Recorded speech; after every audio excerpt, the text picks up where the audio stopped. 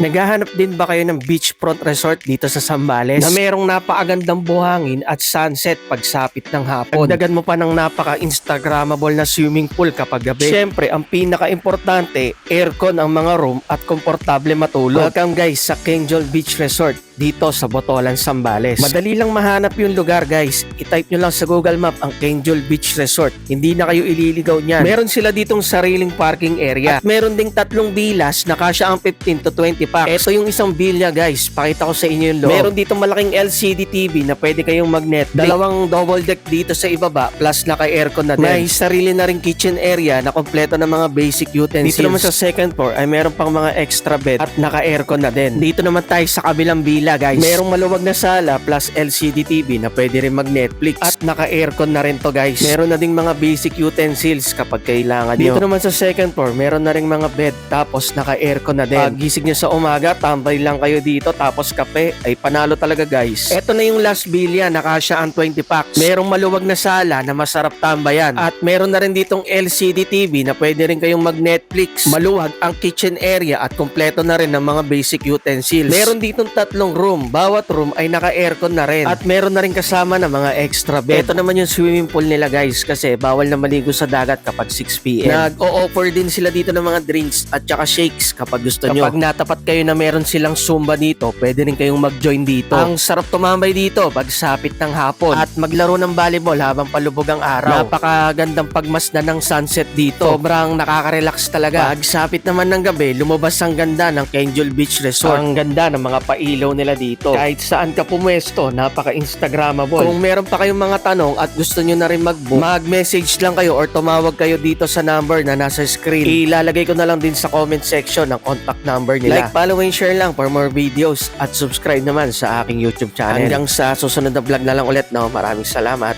Bye-bye!